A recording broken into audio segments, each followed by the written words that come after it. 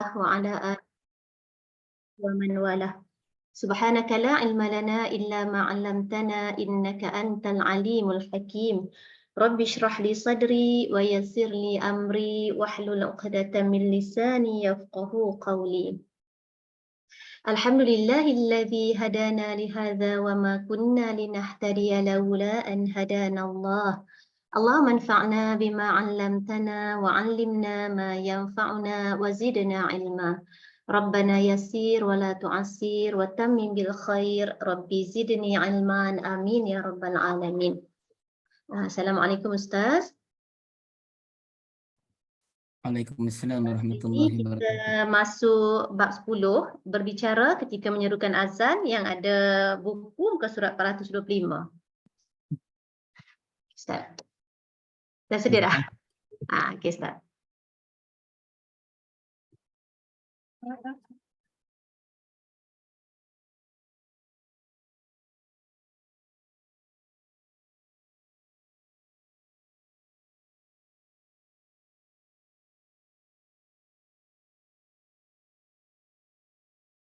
Okay, Assalamualaikum warahmatullahi wabarakatuh. Alhamdulillah rabbil alamin bihi nasta'in ala umuri dunya waddin.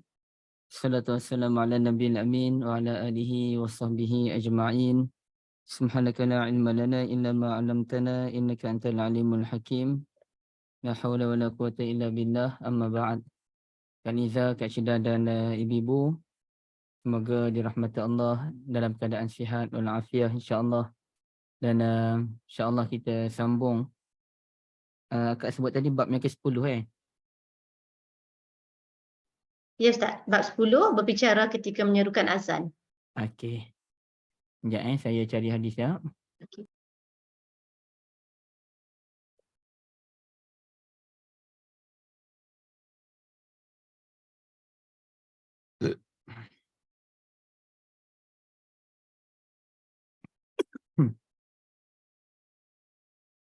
Okey, babul kalami fil azan.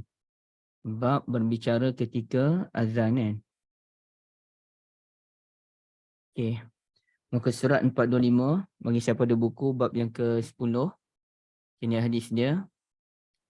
Babul kalami fil azan.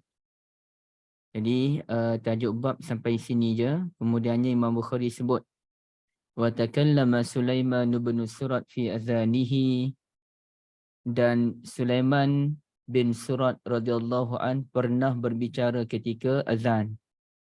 Wa qala al-Hasan ay al-Basri la ba'sa an yabhaka wa huwa yu'azzinu aw yuqim. Kata Hasan Basri, tiada masalah artinya azan tidak batal. Iqamat juga tidak batal jika orang itu tertawa. Okey. Terlebih dahulu ibu-ibu yang dirahmati Allah, kita berkenalan dulu dengan sahabat Nabi ini yang menjadi rujukan yang penting, iaitu Sulaiman bin Surat. Dan beliau ini dianggap sebagai wa min syirari sahabah. Itu dia sebut mana seri kat sini dia punya tajuk dia tu wa min syirari sahabah atas. Nampak tak Kaliza nak panah tu? Dia tulis wa min syirari sahabah. Okey, antara sahabat yang kecil. Apa maksud sahabat yang kecil? Iaitu sahabat yang masa beliau ataupun mereka radhiyallahu anhum sempat bersama dengan Nabi SAW ketika mereka masih kecil lagi usianya. Okey, jadi nama dia Sulaiman bin Surat Al-Amir Abu Mutarrif Al-Khuza'i, daripada bangsa Khuza'ah, Al-Kufi. Beliau duduk di Kufah, kemudiannya As-Sahabi. Okey. Dan beliau adalah sedikit riwayat, tak banyak tapi adalah sedikit riwayat riwayat hadis yang dibawakan oleh Sulaiman bin Surat.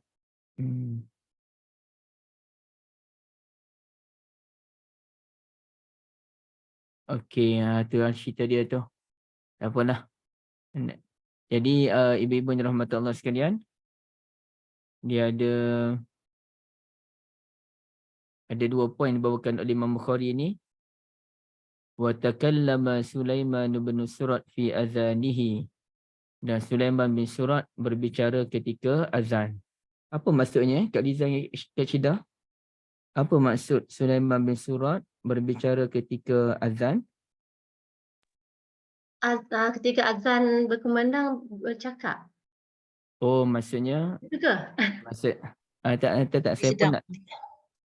Dia muazzin tapi dia bercakap ketika dia melakukan azan. Oh, dia muazzin pula tapi dia bercakap masa melakukan azan.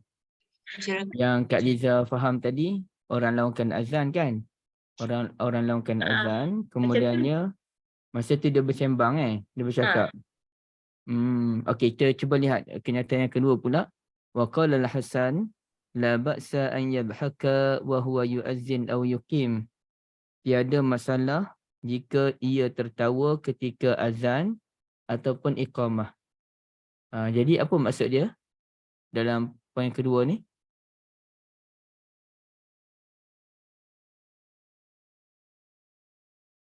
Sebenarnya saya nak tahu ibu-ibu faham macam mana dengan kenyataan ni ataupun asar. Asar ni artinya sebarang perkhabaran yang bukan hadis Nabi SAW dipanggil asar.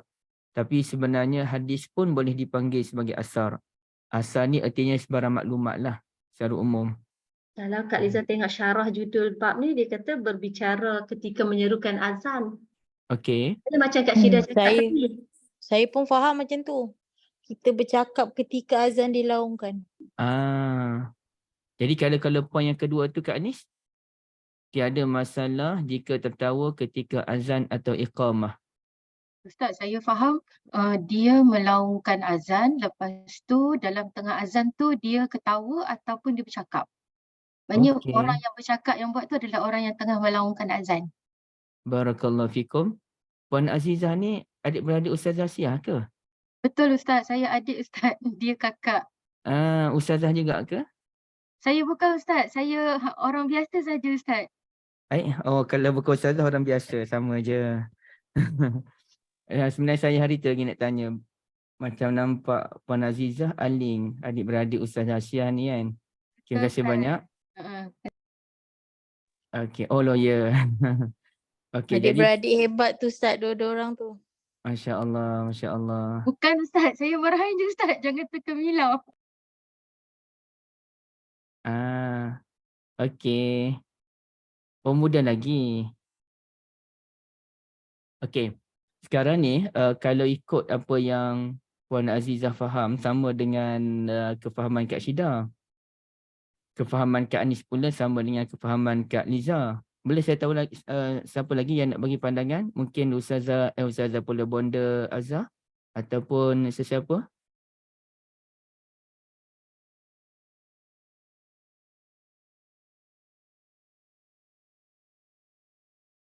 Okey, Bonda ada?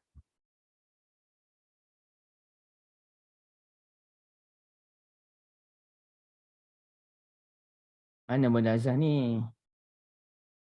Bonda Azhar mana? Oh, tengah-tengah drive. Okey.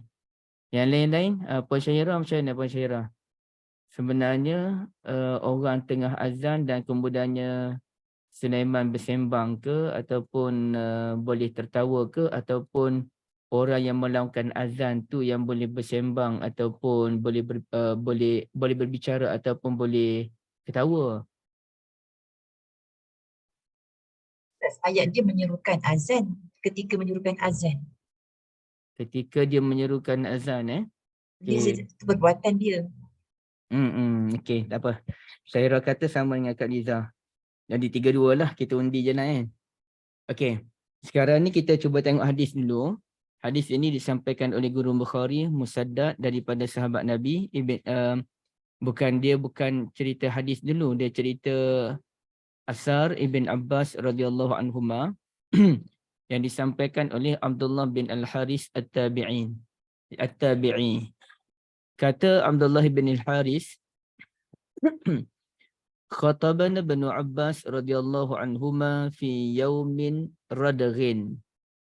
Ibn Abbas radhiyallahu anhuma pernah menyampaikan khutbah kepada kami ketika hari Radagh. Hari Radagh. Apa maksud hari Radar? Hari yang mana berlumpur, becak disebabkan hujan lebat, ya. Falamma balagal muazzinu hayya 'alas salah, apabila muazzin dia laungkan azan sampai hayya 'alas salah, fa amarahu an yunadiya as-salatu fir rihal. Maka Ibn Abbas radhiyallahu anhuma memerintahkan agar muazzin itu sebut as-salatu fir rihal, salat di rumah masing-masing. Fa nazara al-qaumu ba'duhum ila ba'din, maka sebahagian melihat kepada sebahagian lain, artinya orang yang berada dalam di tempat tersebut saling melihat antara satu sama lain, pelik dengan perintah daripada Ibn Abbas radhiyallahu anhuma. Faqala radhiyallahu an, maka kata Ibn Abbas, fa'ala hadza man huwa khairun minhu wa innaha azmah. Orang yang lebih hal ini pernah dilakukan oleh orang yang lebih baik daripadanya, yakni daripada muazzin, dan sungguh solat Jumaat adalah azmah. Artinya solat Jumaat adalah satu benda yang wajib, ya, satu benda yang wajib, azmah. Jadi ibu-ibu yang dirahmati Allah sekalian, kita pun faham bahawasanya khutbah yang sedang disampaikan, khutbah yang bakal disampaikan oleh Ibn Abbas radhiyallahu anhuma merupakan khutbatul Jumaah. Okey, jadi masa hari Jumaat tu, hari tu hujan lebat menyebabkan hari itu menjadi hari Radar. Sekejap, ya. Hari Radar.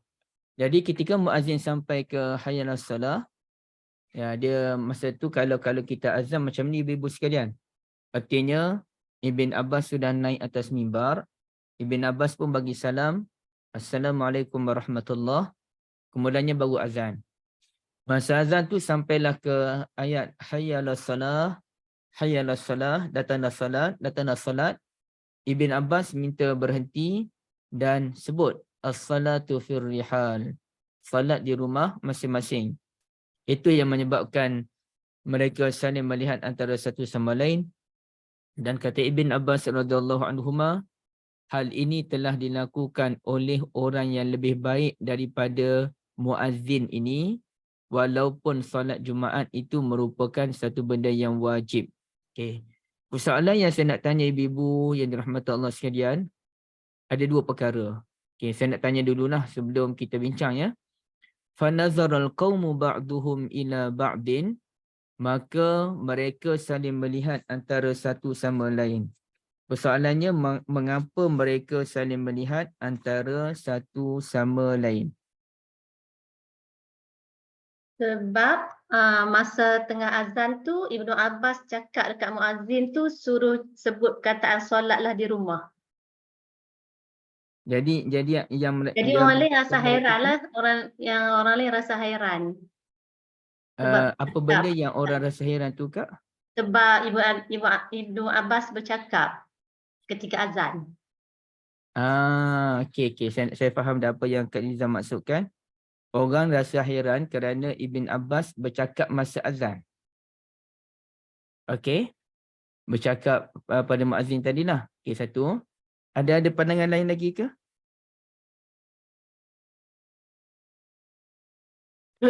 Mungkin Ustaz, mereka cuma melihat look at each other tanpa berkata-kata sebab waktu tu azan dilaungkan.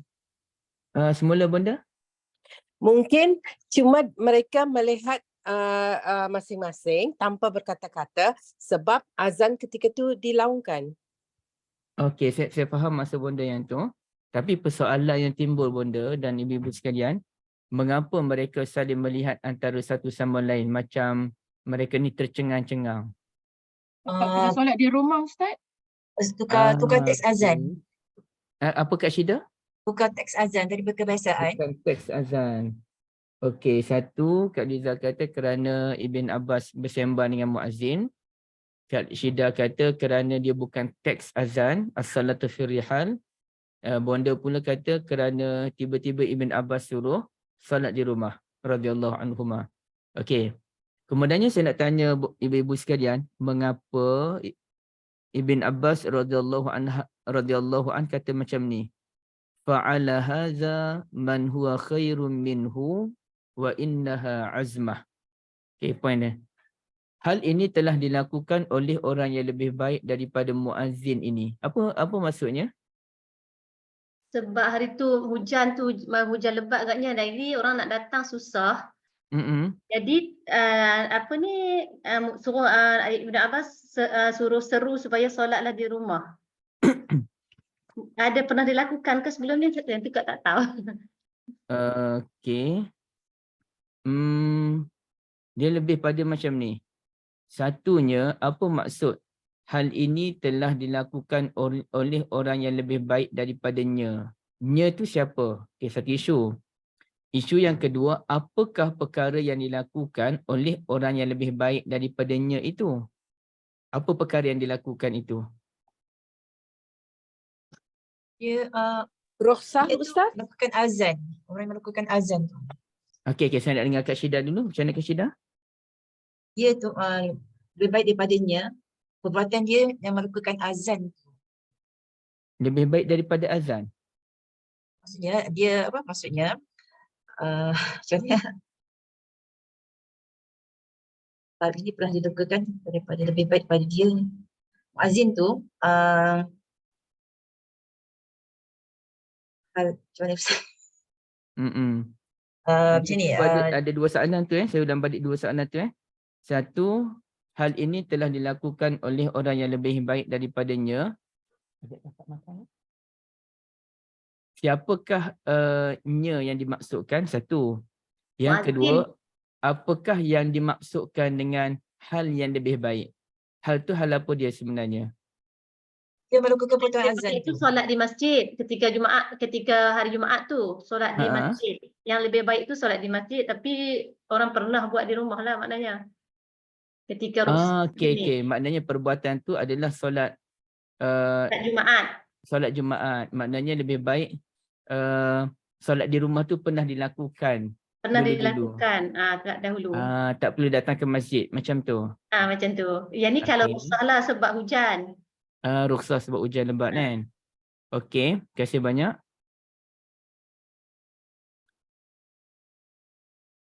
Okey, ada lagi tambahan yang lain? Apa Kak Syida sebut tadi? Daripada Kak Syida, Kak rasa hal ini pernah dilakukan oleh orang lebih baik daripada dia. Muazzin tu sendiri sedang melakukan azan. Okey. Dia melakukan azan, tapi pada pendapat Kak Syida ada sesuatu yang dilakukan oleh muazzin tu. Ibn Abbas suruh dia tukar teks azan tu. Macam tu ke? Okey, tak apa. Okey, dah nak keluar dah Puan Aziza. Okey, sekarang ni kita akan terangkanlah pada ibu-ibu sekalian apa dia punya cerita hadis ni. Dan benda ni benda yang mengelirukan. Ada beberapa benda persoalan yang saya timbulkan tu kerana ia mengelirukan. Jadi saya perlu tahu dahulu apa yang ibu-ibu faham tentang perkara ini. Okey, baik. Pertamanya ibu-ibu dirahmati Allah, kita cek dulu apa maksud ini. Wa takallama Sulaiman bin Surat radhiyallahu an fi azanihi. Okey. Ibu-ibu kena berikan tumpuan kepada azanihi, perkataan hi di belakang tu. Okey, saya baca apa yang bonda tulis, masih banyak benda. Okey. Hi itu nya dalam azannya. Dan Sulaiman bin Surat berbicara dalam azannya. Bukan dalam azan orang lain. Bukan dalam azan orang lain. Dalam azannya sendiri sebagaimana yang Kak Syida sebutkan tadi dan bonda azan kan. Okey, baik. Ibu-ibu boleh lihat dalam muka surat 427 tu.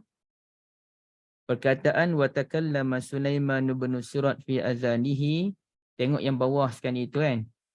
Peringkat kedua tu yang baris kedua paling bawah. Baris keempat paling bawah. Sulaiman bin Surat. Baris ketiga. Sulaiman bin Surat.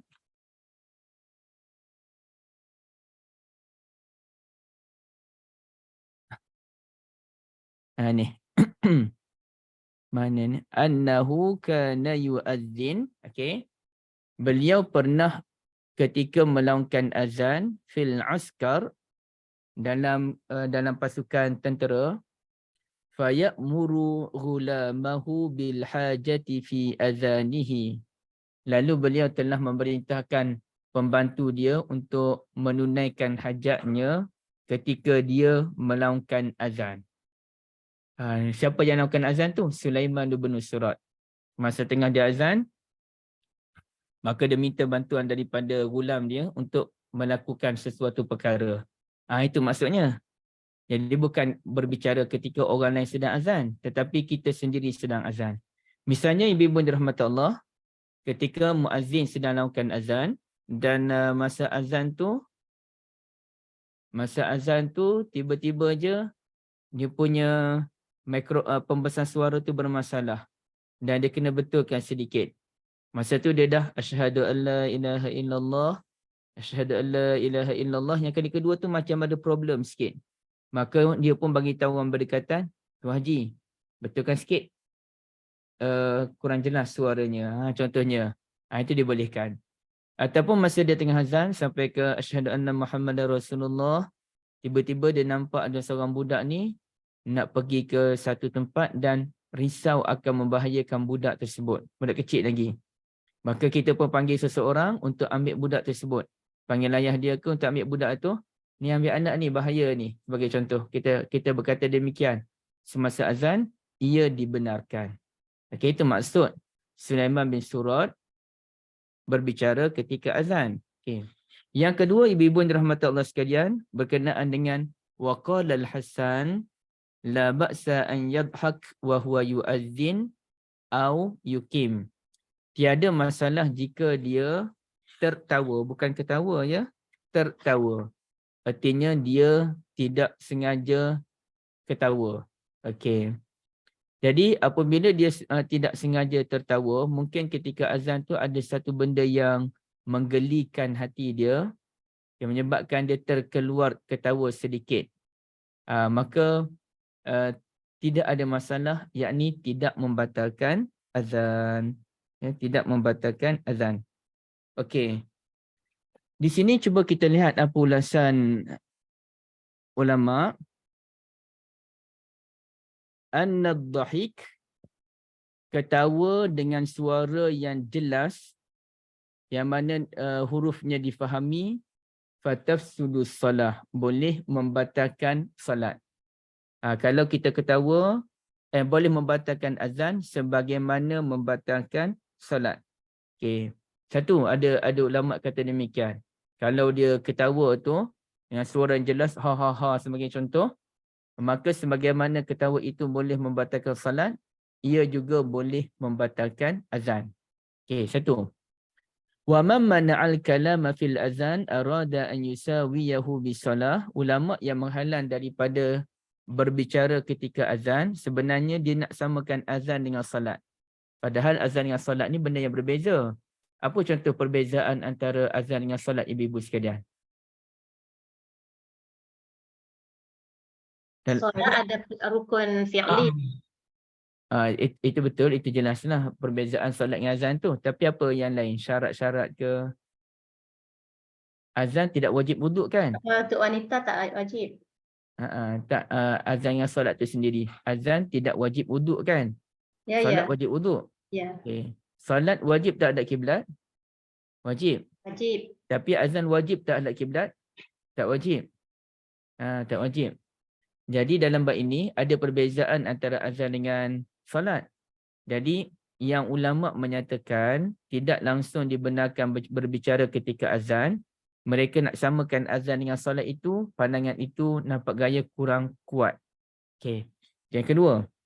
Yang ketiga, ni ibu boleh lihat ya muka surat 427 yang bawah sekali sebelum syarah hadis tu. Wa qad zahabal aktsaru ila saya tanda balik. Wa qad zahabal aktsaru ila anna ta'ammud ad-dhahik yubtilu salah walau lam yazhar minhu harfun. Dan kebanyakan ulama menyatakan orang yang sengaja ketawa boleh membatalkan solat. Okey, itu sebagai tambahannya lah. Itu dalam bab solat, dia bukan dalam bab azan. Okey. Jadi dalam bab ini memang ada ulama yang menyatakan kalau kita ketawa yang jelas suara ketawanya, maka boleh membatalkan azan sebagaimana membatalkan salat. Tetapi kalau kita tertawa, tidak sengaja ketawa, maka tiada masalah. Sebagaimana dalam salat pun tak batal kerana kita tertawa, begitulah dengan azan pun tidak batal kerana tertawa. Okey. Itu perkara yang kedua. Kemudian ibu-ibu dan rahmatullah sekalian, jom kita tengok berkenaan dengan syarah judul bab balik yang atas mula ya. Ini muka surat 426. Babul kalami fil azan. Tengok ni dia punya syarahan dia tu. Ai fi asna'ihi bi ghairi alfazihi, yakni kita bercakap ketika azan berkumandang bukan dengan lafaz azan, kita tu merujuk kepada muazzin, iaitu ketika muazzin mengumandangkan azan dan dia berbicara bukan dengan lafaz azan. Itu maksud dia Okey. Jadi sekarang ni apa pandangan ulama dalam bab ini? Jom kita buat catatan. Saya bantu ibu sekalian untuk buat catatan supaya memudahkan. Hukum berbicara, hukum muazzin berbicara ketika azan saat memerlukan. Sengaja ni tak boleh lah. Tapi walaupun tak boleh, tidaklah kita kata batal azan. Cuma tak digalakkan lah kan. Okey. Pandangan yang pertama, ibu-ibu yang dirahmati Allah sekalian, adalah boleh secara mutlak. Boleh. Menurut siapa? Menurut Urwah, Atha, Urwah. Okey. Lagi siapa lagi? Atha. Lagi? Al-Hasan dan Qatadah. Al-Hasan dan Qatadah. Okey, satu. Pandangan kedua pula menyatakan, dan ini juga pandangan Imam Ahmad. Okey, juga Imam Ahmad. Okey. Pandangan kedua menyatakan makruh. Okey, makruh berbicara ketika azan. Makruh tu menurut siapa? Ibrahim An-Nakhai. Ibrahim An-Nakhai ini mudah ceritanya menjadi rujukan utama dalam mazhab Hanafi. Ibn Sirin dan juga Al-Auza'i. Okey, makruh kata mereka. Ada lagi tak pandangan ketiga? Pandangan ketiga langsung tidak dibenarkan. Ya, tidak dibenarkan menurut Sufyan Ats-Tsauri. Maknanya ditegah, ya, ditegah untuk berbicara ketika azan ataupun kita bercakap dengan lafaz lain selain daripada lafaz azan itu sendiri. Okey. Menurut Khilaful Aula menurut siapa? Imam Abu Hanifah dan dua murid utama beliau, iaitu Al-Qadhi Abu Yusuf dan Al-Imam Muhammad bin Hasan Asy-Syaibani. Khilaful Aula. Apa maksud Khilaful Aula? Kak Liza dan ibu-ibu? Ada pandangan yang berbeza. Bukan?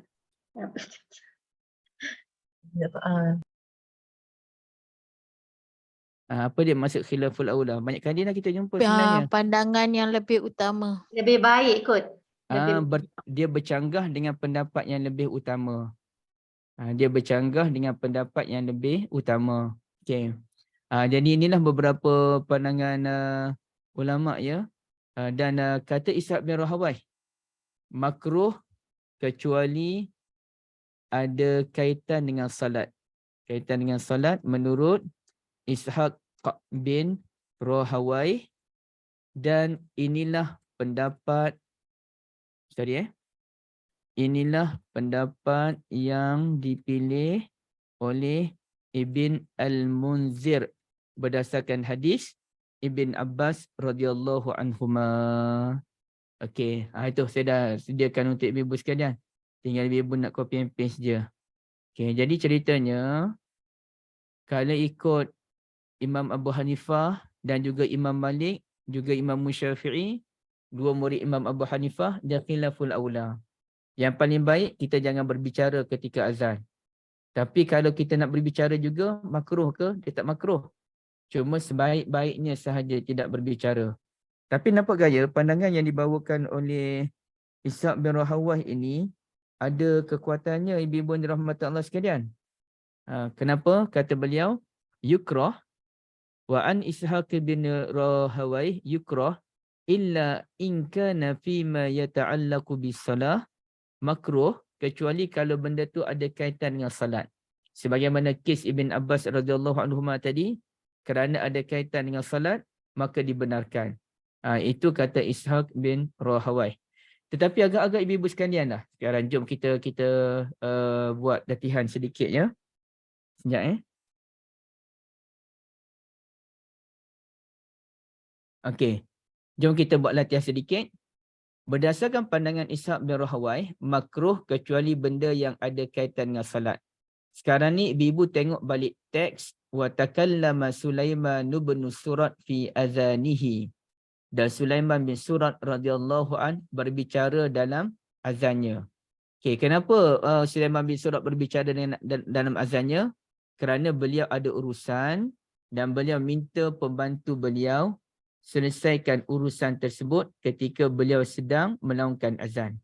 Okey, kata Ishaq bin Rahawai, ini makruh kecuali benda yang ada kaitan dengan salat. So macam mana ibu-ibu sekalian? Ibu-ibu agak ada tepat tak pandangan daripada Ishaq bin Rahawai ini? Yang apa ni, Sulaiman bin Surat tu suruh pelayan dia uruskan keperluan tu, dia tidak nyatakan keperluan apa. Okey. Teruskan lagi. Jadi pandangan tu macam yang pandangan kedua tu cakap makruh tu menurut kalau ada kaitan dengan solat. ada kaitan dengan solat, yang ni tidak dinyatakan pun tujuan. Okey, terima kasih banyak Kak Liza. Artinya kalau kita nak menerima pandangan Ishaq bin Rahawai, nampak gaya kuat kan? Makruh kecuali benda ada kaitan dengan solat. Tapi realitinya bila kita tengok kepada perbuatan Sulaiman bin Surat radhiyallahu an, dan beliau ni walaupun sahabat kecil, sempat bersama dengan Nabi sallallahu alaihi wasallam sekejap, tapi realitinya beliau banyak berguru dengan sahabat-sahabat yang lain. Beliau hidup dengan generasi sahabat. Jadi beliau berbicara dalam azan dalam keadaan tiada siapa pun membantah beliau, ya, artinya orang dah faham kira dah. Dan apa yang beliau minta bantuan daripada gulam ataupun pembantu beliau tu benda yang tak ada kaitan dengan salat pun. Jadi agak bermasalah kalau kita nak menerima pendapat Ishaq bin Rahawai, boleh makruh berbicara dalam azan kecuali benda ada kaitan dengan salat. Kerana apa yang dilakukan oleh Sulaiman bin Surat semacam tiada kaitan pun dengan salat. Jadi kalau ibu-ibu sekalian lah, ibu-ibu pilih pandangan yang mana ni? Daripada 5 pendapat yang ada. Makruh ke? Tak boleh langsung ke? Pandangan yang Khilaful pertama. aula ke? Khilaful aula. Khilaful aula, Kak Anis. Barakallahu fikum. Kak Syida pilih yang mana? Kalau Kak Syida pilih pendapat yang pertama, boleh berbicara secara mutlak. Oh, Masya Allah, boleh terus. Sebab Okey, barakallahu fikum. Saya melihat lebih tepat kalau kita katakan begini dengan sedikit penjelasan. Tidak di khilaful aula, dan khilaful aula lebih baik tidak berbicara, tetapi sekiranya ada urusan yang penting walaupun tidak ada kaitan dengan salat, maka ia dibenarkan. Itu penjelasan bagi perkataan khilaful aula. Okay, sebaik-baiknya jangan berbicara. Tapi kalau benda tu penting, walaupun tiada kaitan dengan salat, ia berkaitan dengan pembesar suara ke tadi, ataupun berkaitan dengan keselamatan ke, ataupun berkaitan dengan apa-apalah. Okey, maka dibenarkan. Ya, dibenarkan, cuma sebaik-baiknya jangan berbuat demikian. Itu maksud khilaful aula. Sama jugalah kalau kita tanyakan begini. Apa hukumnya orang yang terus membaca Al-Quran selepas solat? Lepas solat, dia istighfar 3 kali, kemudiannya dia terus baca Quran. Okay. Apa hukum terus membaca Al-Quran selepas solat tanpa membaca beberapa zikir? Tak semestinya membaca semua zikir, tapi ada beberapa zikir yang dibacakan. Maka kita tak boleh kata makruh. Sebaliknya mungkin lebih tepat kita katakan ia khilaful aula. Artinya paling baik jangan terus baca Quran. Baca dulu zikir yang simple-simple ni. Tak banyak pun tak apa. Zikir simple je. Istighfar 3 kali. Baca Allahumma antas salam. Baca la ilaha illallah wahdahu la syarika lah 3 kali ke. Kemudian nak baca Quran, bacalah Quran. Paling kurang ada zikir yang ringkas kita bacakan. Tapi kalau kita habis salam je, kita terus baca Quran, kita tak boleh kata makruh sebab ia bacaan Quran. Cuma kita kata khilaful aula kerana tak kena dengan tempat. Ia menyalahi perkara yang lebih utama. Tapi boleh buat, tak ada masalah. Cuma menyalahi perkara yang lebih utama. Okay. Kemudiannya ibu-ibu yang dirahmati Allah sekalian, kita tengok ke depan lagi. Okay, ke depan. Kak Selina. Ustaz, kalau macam kita dalam majlis ilmu, okey, macam majlis ilmu lah, tiba-tiba azan. Adakah kita tiba-tiba azan, jadi adakah kita berhenti atau kalau kita dalam meeting lah, adakah kita berhenti ataupun kita teruskan, sebab adakah itu dimasukkan dalam kategori perkara-perkara penting? Okey. Jazakumullah khairah. Dia kena tengok keadaan. Kita cerita umum dulu baru kita cerita secara khusus. Secara umumnya menjawab panggilan azan ni pahalanya banyak, kita dah bincang. Bila jawab sepenuh hati kita dapat apa dia? Ada berapa semua pahala? 4 kan? Menjawab azan sepenuh hati dapat masuk syurga. Membaca zikir raditu billahi rabba wa bi Muhammadir Rasulullah bil Islam Medina, selepas menjawab panggilan asyhadu anna Muhammadar Rasulullah, diampuni dosa-dosa. Membaca selawat kepada Nabi SAW selepas azan dapat 10 rahmat. Kemudiannya membaca doa lepas azan dapat syafaat daripada Nabi SAW, besar pahalanya. Jadi asasnya berhenti daripada bermesyuarat sebagai menjawab panggilan azan itu yang terbaik, kerana dia punya poin dia, sesiapa menjawab panggilan azan min qalbihi, dengan sepenuh perasaan dia. Sekiranya kita bercakap dalam masa yang sama kita nak jawab panggilan azan, maka tidak akan lahir sepenuh perasaan. Itu isu dia. Okey, satu. Yang kedua, tetapi sikit lagi nak habis. Dan bila habis je, kita terus boleh solat. Kalau macam tadi mesyuarat lama lagi. Dan mesyuarat tu payah nak ditangguhkan. Kita duduk di office. Lagipun kalau di office, kita boleh solat berjemaah sama kita pun di office. Bukanlah isu yang besar pun. Tapi sekarang ni sikit lagi, habis je kita terus naik ke atas ataupun pergi ke surau untuk solat. Okay. Contoh di sekolah lah, sikit lagi dah. Kalau di sekolah ni memang payah. Di sekolah cerita lain lah, ni pejabat. Orang office kan. Maka kerana sedikit lagi dan kemudiannya membolehkan kita untuk pergi mesyuarat, maka ada boleh juga kalau kita habiskan terus mesyuarat, manakala orang yang tidak bercakap, jawab je panggilan azan ketika mesyuarat. Orang yang mengendalikan mesyuarat tu, dia nak buat penutup akhir tu sebagai pengerusi, dia boleh qada balik jawapan azan tadi. Kerana sedikit lagi nak dihabiskan, dan kalau tak dihabiskan, rugilah nanti nak pergi solat pula. Itulah Kak secara ringkasnya. Okey, boleh? Okey, kita teruskan depan lagi. Bagaimana jika azan sedang berkumandang dalam kuliah ilmu hampir dengan masjid? Ya, sama juga. Kuliah ilmu tidak. Kuliah ilmu ni penting. Kalau kita buat perbandingan pun betul. Kuliah ilmu lebih baik daripada menjawab panggilan azan. Tapi dia begini, ibu-ibu sekalian. Rasanya saya ada sebut sebelum ini. Ada beberapa kategori. Satu, benda yang langsung tidak wajar dijadikan perbandingan. Apa dia contoh benda yang langsung tak wajar dijadikan perbandingan? Siapa boleh berikan contoh? Menjawab azan dan berbual-bual. Okey, tapi berbual-bual tu memang bukan amalan dah.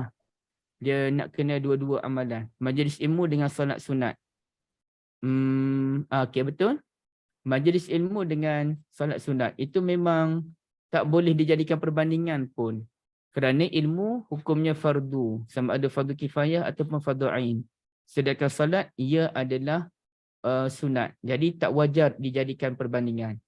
Macam ada orang tanya soalan, mana lebih tinggi ibadat antara mana lebih tinggi, beribadat ke menuntut ilmu? Logik ke dijadikan perbandingan antara ibadat dengan menuntut ilmu menurut ibu-ibu sekalian? Tak, nak beribadah kena ada ilmu dulu. Okey, lagi-lagi? Jadi tak boleh nak compare lah benda tu. Dia sebenarnya kena ilmu baru beribadat. Kurang tepat lagi. Kurang tepat.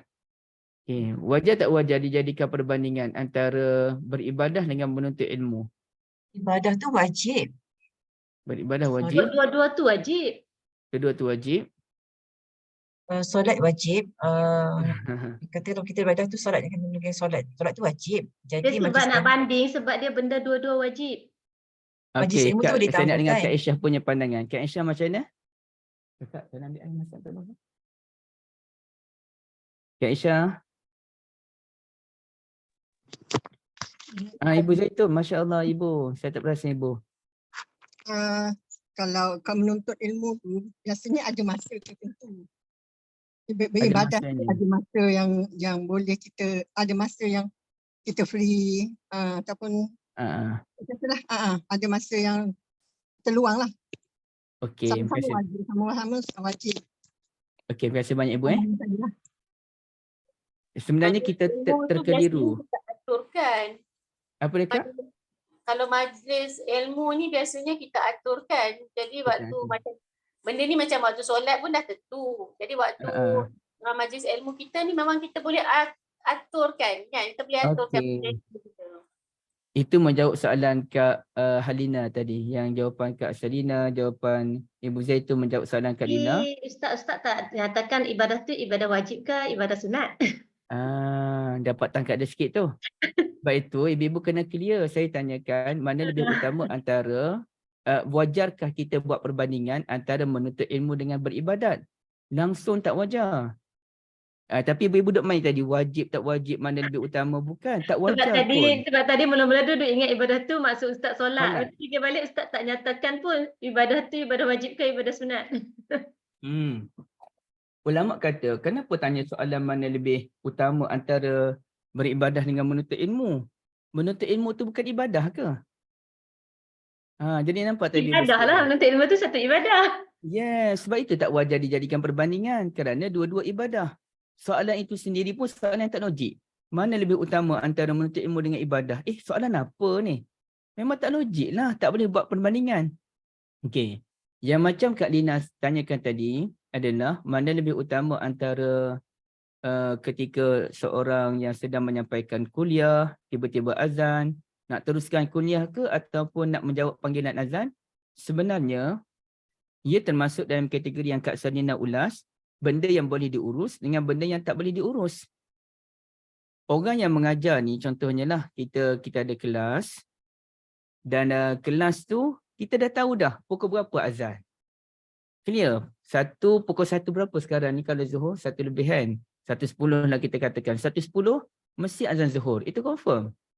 Jadi sebagai seorang ustaz ataupun ustazah ataupun ilmuwan, apabila dia tahu je 1.10 minit nanti azan, maka dia akan berhenti pada 1.9 minit. Okey, tuan-tuan dan puan-puan, kita berhenti dulu untuk menjawab panggilan azan. Ataupun dia kena berhenti terus. Kecuali lah dia penting memang kelas berakhir pukul 2 petang. Dan tak ada isu ya, ibu-ibu sekalian, tak ada isu selagi mana kelas kita ni bukan dalam masjid. Kelas kita ni 2 masjid, kita nak habiskan sampai pukul 2, kemudiannya kita salat berjemaah, tidak ada isu dalam bab ini. Ya. Walaupun memang paling baik pergi solat di masjid, tapi kerana kita pun ada kekangan. Macam orang yang belajar di universiti, dia ada kekangan dia. Dengan jadual-jadual pelajar yang begitu pack dan sebagainya, nak tak nak dia kena buat juga kelas pukul 1-2. Walaupun itu bukan kehendak dia, tapi terpaksa. Okey. Jadi selagi mana kelas tu bukan dalam surau atau dalam masjid, tidak ada isu. Tapi jawab dulu panggilan azan. Berapa minit je pun. Takkan kita nak berkira dengan 3 minit laungan azan yang mana memberikan pahala yang banyak. Dalam masa yang sama, kita belajar ilmu ni untuk apa dia ibu-ibu sekalian? Kalau bukan untuk diamalkan. Jadi alangkah pelik kalau ada seorang yang mengajar ilmu, tiba-tiba dia dalam benda yang basic. Kalau benda yang berat tu lain lah. Kalau benda yang berat, dia kata menurut ilmu kita, kita kena jaga kebersihan, longkang-longkang ni jangan tersumbat. Oh itu berat tu untuk turun ke longkang besar, untuk buang sampah memang berat. memang ada orang yang buat kerja tu, memang itu kerja jihad yang besar. Kita puji. Tapi benda yang basic macam solat tadi. Maka kalau kita berada di masjid, kita dah tahu dah 1 10 minit akan berkumandang azan, maka kita kena berhenti pukul 1 9 minit. Ataupun lebih awal lagi. Okay. Tapi kalaulah, contohnya kalau dia ni kelasnya pukul 2 baru habis, maka dia berhenti sekejap untuk menjawab panggilan azan. Benda itu boleh diurus. Okay. Sama juga saya rasa pelik kalau ada orang yang mengajar di office dan saya tidak berminat lah kalau kuliah-kuliah Zuhur di office ni. Kuliah Zuhur di office saya difahamkan biasa tamat pukul 1.50 tengah hari. Dan bila tamat 1.50 tengah hari, mereka terus bangun untuk salatul Zuhur. Lepas salat Zuhur, mereka kalut-kalut pergi masuk ke tempat kerja. Jadi saya pelik kenapa boleh kuliah berakhir pukul 1.50, kenapa tidak timbul kesedaran yang tinggi untuk solat sunat qabliyah terlebih dahulu. Walaupun betul solat qabliyah boleh dikerjakan lepas solat ba'diyah, memang betul secara tunai. Tetapi ceritanya adakah orang-orang yang bekerja tu akan mengerjakan solat qabliyah dan ba'diyah kalau solat bermula 1.50? Jadi paling baik dia berhenti 1.40 kita berhenti tuan-tuan sekalian. Semua kena solat qabliyah.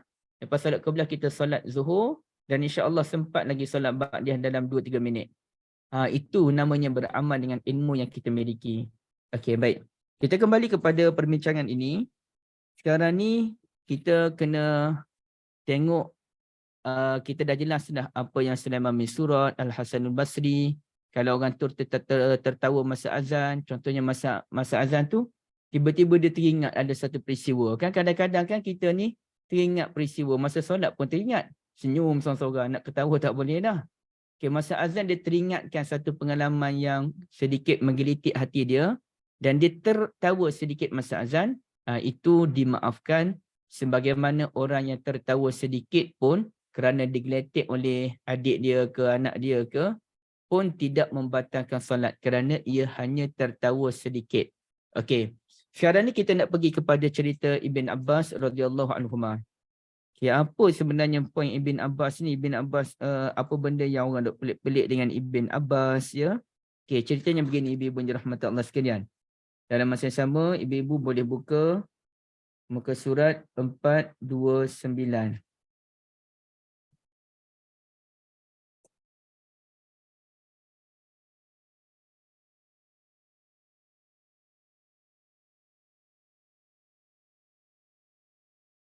Okey.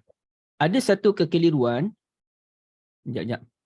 Kalau ibu-ibu tengok ni dalam hadis, okey, buka bahagian hadis. Falamma balagal muazzin hayya 'alas salah, ketika muazzin sampai ke ucapan hayya 'alas salah. Adakah muazzin telah mengucapkan hayya 'alas salah ataupun belum mengucapkan hayya 'alas salah? Di situ tu dah ada kekeliruan ulama bahas. Okey, terutamanya masih PKP tu kan. Orang naungkan azan. Jadi saya dengar orang naungkan azan ni dia begini, dia ada dua pattern. Kerana ada dua pendapat. Satu, dia naungkan azan tu dia bunyi juga hayyalas salah, hayyalas salah, hayyalal falah, hayyalal falah, as-salatu fir rihal. Okey, as-salatu fir rihal, salat di rumah masing-masing. Allahu akbar, Allahu akbar. La ilaha illallah. Okey, satu pendapat. Pendapat yang kedua, pattern yang kedua adalah memang tak sebut pun hayya 'alas salah. Asyhadu anna Muhammadar Rasulullah. Asyhadu anna Muhammadar Rasulullah. As-salatu fir rihal ataupun as-salatu fi rihalikum. Salatlah di rumah kamu masing-masing. Allahu akbar, Allahu akbar. La ilaha illallah. Lagi pendek. Lagi pendek kerana langsung sorry. As-salatu fir rihal, hayyalal falah. Hayyalal falah tu sebut ke tak sebut hayyalal falah, saya lupa dah. Tapi ceritanya tak sebut pun hayya 'alas salah. Hayyalal falah pun mungkin tak sebut kot. Saya tak ingat. Jadi ini dinyatakan dalam 429 perenggan yang kedua tu, catatan penting. Hal ini dikuatkan. Cuba ibu-ibu tengok perkataan falamma balagal muazzin hayya 'alas salah tu kan. Okey, falamma balagal muazzin hayya 'alas salah. Alamak kat mana ni? Muhammad Khatabana. Sini.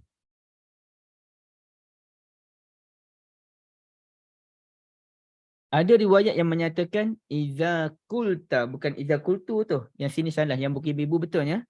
Iza kulta asyhadu anna Muhammadar Rasulullah fala taqul hayya 'alas salah. Okey. Apabila kamu dah sebut asyhadu anna Muhammadar Rasulullah, jangan kamu sebut hayya 'alas salah. Baliknya sebutlah as-salatu fir rihal, salat di rumah masing-masing. Itu maksud dia ya. Artinya bukannya muazzin tu dia tak sebut pun lagi hayya 'alas salah. Baru nak sebut, Ibn Abbas kata sebut as-salatu fi rihal je. Tak payah nak ajak-ajak orang datang solat, payah ni. Okey. Tetapi bagi al-Imam Syafi'i rahmatullahi alaih, ini bagi kita tengok Kerana apa? Kalau kita kata kita ajak orang solat, ada perbezaan lah. Macam mana kita ajak hayya 'alas salah sedangkan dalam masa yang sama kemudiannya kita sebut as-salatu fi rihal, logik tak? Muazzin sebut hayya 'alas salah, datanglah salat, hayya 'alas salah, datanglah salat, tiba-tiba je as-salatu fi rihal, salat di rumah masing-masing. Jadi tak logik. Sebab itulah bagi sebagian ulama hayya 'alas salah pun dibuang terus dah. Habis saja asyhadu anna Muhammadar Rasulullah, terus sebut as-salatu fir rihal, salat di rumah masing-masing. Jadi ada ulama yang kata demikian. Bagaimana pula dengan al-Imam Syafi'i tadi, mazhab Syafi'i, tadi kita kira bahawasanya mazhab Syafi'i berbicara ketika azan walaupun dengan tujuan untuk as-salatu fir rihal tadi, hukumnya adalah khilaful aula. Sebaik-baiknya kita jangan berbicara ketika azan walaupun tujuannya sama dengan tujuan Ibn Abbas radhiyallahu anhuma. Sebaliknya mereka menyatakan wa inda Syafi'iyah, menurut sebahagian ulama Syafi'i, annahu yaqulu zalika ba'dal azan, kita bagi tahu as-salatu fi rihal tu lepas azan, namun ada juga pendapat yang menyatakan disebut selepas hayya 'alatain, selepas hayya 'alas salah dengan hayya 'alal falah. Jadi ada tiga lah. Satu yang menyatakan asyhadu anna Muhammadar Rasulullah, as-salatu fi rihal. Pendapat kedua menyatakan sebut je hayya 'alas salah, hayya 'alas salah, hayya 'alal falah, hayya 'alal falah, as-salatu fi rihalikum. Allahu akbar, Allahu akbar, la ilaha illallah. Tapi ada satu lagi pendapat lain dalam mazhab Syafi'i, iaitu kita sebut selepas azan. Ya, kita sebut selepas azan, dan kedua-dua perkara ini sama ada semasa azan ke ataupun sebelum azan, kedua-duanya dibolehkan dalam mazhab Syafi'i. Okey, kat mana ya? Ibu-ibu tengok 430 tu perenggan yang kedua. Perenggan yang kedua, baris yang ketiga dan keempat tu. Baris ketiga, keempat, kelima. Okey. Ini kata Al-Imam Nawawi rahmatullahi alaih, keduanya dibolehkan. Wal amrani jaizani kama nassa alaihi Syafi'i rahimahullah. Sama ada kita nak sebut masa azan ataupun kita nak sebut selepas azan, kedua-duanya dibolehkan. Lakin ba'dahu ahsan liyatimma nazmul azan. Namun selepasnya itulah yang lebih utama kerana kita nak jaga susunan azan tu. Biar azan tu tersusun dengan baik, satu-satu, lepas hayya salah, hayya falah, Allahu akbar, Allahu akbar, la ilaha illallah. Lepas tu barulah kita boleh buat pengumuman as-salatu fir rihal. Okey. Saya tengok itu lebih baik kalau di Malaysia. Kerana masalahnya apa dia? Kalaulah azan, contohnya kita tiba-tiba azan, as-salatu fir rihal, as-salatu fi rihalikum. Orang tercengang, apa dia as-salatu fi rihal ni? Rihal tu apa dia? Yang kita tahu rihal ni lah tempat letak Al-Quran. Takkan solat kat rihal pula. Fi pun mungkin orang tak tahu. As-salah tahu, fi tu dalam, tapi dalam apa dia? Dalam rihal. Takkan nak solat dalam rihal pula. Jadi orang tak faham. Saya melihat kalau di Malaysia, maka pendapat yang terbaik, yang paling sesuai adalah kita sebut selepas azan. Habis saja Allahu akbar, la ilaha illallah. Tuan-tuan dan puan-puan sekalian, ada pengumuman oleh kerana hujan terlampau lebat, dikhawatiri akan banjir, maka solatlah di rumah masing-masing. Solat zuhur masing-masing di rumah. Okey. Artinya yang dah datang ke masjid pada masa tersebut, bolehlah mereka mengerjakan solat Jumaat, dan sekiranya ada kekhawatiran banjir akan berlaku, maka mereka pun boleh ringkaskan khutbah. Solat Jumaat dijamakkan terus dengan solatul asar. Jadi Jumaat 2 rakaat, asar 4 rakaat, balik ke rumah, buat persediaan untuk apa-apa kes lah, kod-kod banjir. Dan kenapa nak kena solat jemaah? Kerana ulama semua sepakat, apabila berlakunya hujan yang terlalu lebat, kita dibenarkan untuk solat jamak atas kuasa jawatan kuasa masjid yang memutuskannya, dibuat di masjid sahaja, bukan di rumah. Tapi boleh juga di rumah apabila terdesak. Tujuannya apa? Tujuannya untuk menjaga solat jemaah itu sendiri. Takut-takut kita dapat solat jemaah zuhur, petang nanti tak ada orang dah datang ke surau, jadi terlepas peluang untuk solatul jemaah. Sedangkan solatul jemaah ada kualiti yang tinggi. Maka boleh solatul jemaah terus sekiranya hujan terlalu lebat. Manakala orang yang duduk di rumah, kalaulah dikhawatiri hujan lebat tu boleh membawa bencana seperti banjir, maka mereka juga boleh jamak solat atas alasan takut banjir. Macam di masjid tadi, boleh solat kerana hujan terlampau lebat, dikhawatiri orang tak datang dah nanti pada solat isyak ataupun pada solat asar. Jadi dia jamak takdim. Jadi nampak tak ibu-ibu sekalian? Paling baik, paling sesuai insya-Allah kita sebut selepas solat, ya, selepas azan, bukannya semasa azan. Okey. Ibu-ibu yang dirahmati Allah sekalian, ada satu maklumat tu, cuba kita tengok tu.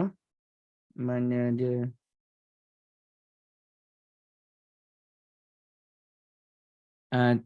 Ini kan? Ada merah ni, alhamdulillah. Alhamdulillah. Hadis daripada Musannaf Abdul Razzaq daripada Nu'aim bin An-Nahham. Nu'aim bin An-Nahham. Adzana muazzinun nabiyyu sallallahu alaihi wasallam di subuh fi lailatin baridatin. Muazzin Nabi sallallahu alaihi wasallam telah melakukan azan pada waktu subuh di malam yang kesejukan, malam yang sejuk. Fatamannaitu, lalu aku pun berharap, lalu aku pun menyimpan satu pengharapan. Okey, apa pengharapannya? Lau qala, aku berharap kalaulah muazzin itu berkata wa man qa'ada fala haraj. Dia tak semestinya ucapan as-salatu fi rihal aja. Ini pun boleh. Maknanya muazzin pun sebut wa man qa'ada fala haraj, siapa yang ada dekat rumah masing-masing pun tak ada isu, tak ada masalah. Falamma qala as-salatu khairum minan naum qalaha. Okey. Dia salah lah terjemahan ni.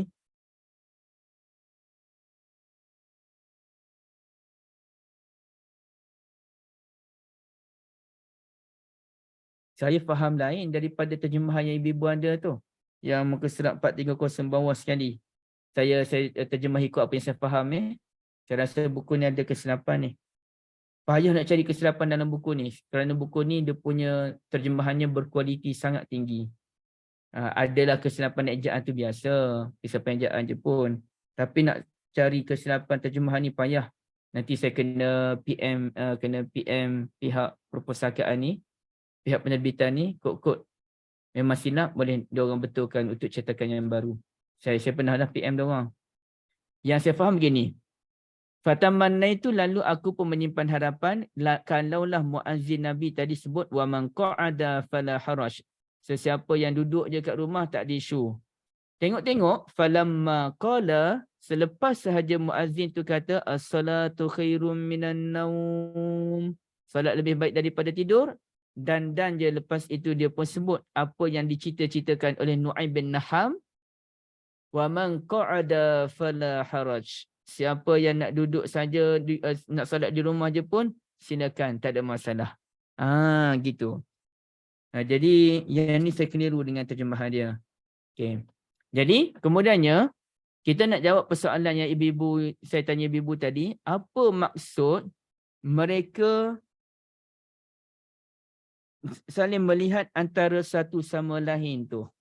Bila Ibn Abbas radhiyallahu anhuma kata kepada muazzin dia, kamu jangan sebut hayya 'alas salah. Sebut je as-salatu fi rihal, solat di rumah. Nazara ba'd fa nazaral qaumu ba'duhum ila ba'din. Lalu mereka pun saling lihat antara satu sama lain. Lihat antara satu sama lain tu kenapa sebenarnya? Apa yang mereka herankan? Boleh jadi mereka heran kenapa tiba-tiba nak ubah lafaz azan kepada as-salatu fi rihal. Boleh jadi mereka ni ada sebab yang lain. Dan insya-Allah yang paling tepat adalah mereka pelik kerana kenapa Ibn Abbas radhiyallahu anhuma memerintahkan muazzin bagi tahu kepada yang lain solat di rumah masing-masing kerana ini merupakan solat Jumaat. Kenapa saya kata demikian? Kerana kemudiannya Ibn Abbas pun kata hal ini telah dilakukan oleh orang lebih baik daripadanya walaupun solat Jumaat itu wajib. Itu yang mereka pelik. Tak apa ke tak datang solat Jumaat kalau sebab hujan sebegini rupa? Maka Ibn Abbas kata tak apa. Walaupun ia merupakan satu kewajipan azmah. Azmah ke azimah sebenarnya? Wa innaha, kalau buku disebut apa dia? Azmah. Okey, kalau sini dia sebut wa innaha, betul lah azmah. Okey. Padahal solat Jumaat ini merupakan azmah ataupun satu kewajipan. Tak apa ke tak datang kerana hujan? Itu yang menjadi kepelikan mereka. Bukannya mereka pelik kerana berbicara dalam azan tadi. Itu tak pelik. Bagi orang yang berilmu, benda tu bukan benda isu. Isunya tak apa ke tak datang solat Jumaat kerana hujan yang sedemikian rupa. Okey. Lalu kata Ibn Abbas radhiyallahu anhuma, fa'ala hadza man huwa khairun min. Hal ini telah dilakukan oleh orang yang lebih baik daripadanya. Timbul persoalan, daripadanya tu siapa? Okey. Maka ada ulama yang kata ada dua pendapat. Pendapat yang pertama menyatakan apa dia ibu-ibu sekalian? Okey. Minni sebenarnya. Fa'ala hadza man huwa khairun minni. Orang yang lebih baik daripada saya iaitu Rasulullah sallallahu alaihi wasallam telah melakukannya. Hal ini telah dilakukan oleh orang lebih baik daripada saya iaitu Nabi Muhammad sallallahu alaihi wasallam. Okey, persoalannya ibu-ibu sekalian, apakah perkara yang lebih baik dilakukan oleh Nabi berbanding dengan Ibn Abbas tadi? Okey, apa dia? Benda yang lebih baik itu. Tanya balik. Tadi dah ada jawapan lah. Tapi tanya balik. Takut dah ke laut semua.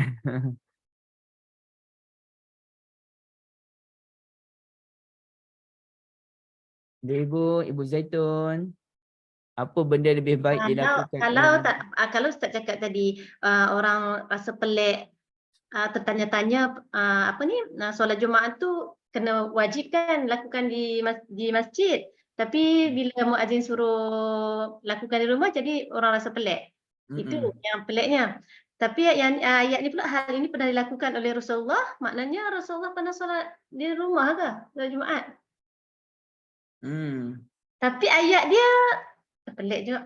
Tapi kalau ayat ni hal ini pernah dilakukan oleh Rasulullah lebih daripada muazzin, ayat muazzin yang suruh solat di rumah tu. Keliru kan? Punya point dia, hal ini telah dilakukan oleh orang lebih baik daripada ku. Ku tu Ibn Abbas radhiyallahu anhuma. Okey, apa benda dalam terjemahan dia tulis muazzin. Tak apa. Yang ni dia ada dua. Dia ada dua. Okey. Itu ibu-ibu boleh lihat dalam muka surat 431. Perkataan man huwa khairun min. Okey. Apa benda yang lebih baik dilakukan oleh Rasulullah sallallahu alaihi wasallam berbanding dengan Ibn Abbas? Itu isu dia radhiyallahu anhuma.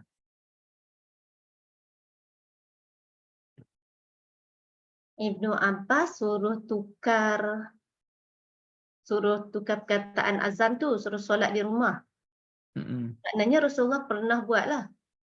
Rasulullah pernah buat apa? Ajak suruh solat di rumah tidak sah. Okey, barakallahu fikum. Artinya Rasulullah sallallahu alaihi wasallam sendiri pernah membenarkan orang untuk solat di rumah masing-masing ketika hujan yang terlalu lebat.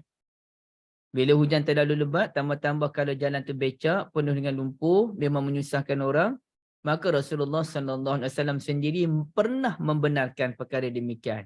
Bukannya Rasulullah pernah cakap pada muazzin masa khutbah Jumaat. Tak. Bukan itu isunya. Isunya keharusan itu telah diberikan oleh Rasulullah sallallahu alaihi wasallam. Maka kata Ibn Abbas radhiyallahu anhuma, hal ini yakni solat di rumah ketika hujan terlalu lebat memang telah dibenarkan orang yang lebih baik daripada diriku sendiri, iaitu Nabi Muhammad sallallahu alaihi wasallam. Jadi kamu tak payah heranlah kalau aku suruh muazzin kempen solat di rumah masing-masing, bukan kempen. Bagi tahu solat di rumah masing-masing kerana hujan lebat. Nak buat macam mana? Yang nak datang tu kita teruskanlah solat. Okey, itu show dia. Okey, nampak Tapi ada pendapat kedua menyatakan bukanlah merujuk kepada Rasulullah dengan Ibn Abbas. Tetapi cuba tengok yang terjemahan tadi kan. Hal ini telah dilakukan oleh orang yang lebih baik daripadanya muazzin. Okey, siapa yang lebih baik daripada muazzin, ibu-ibu sekalian?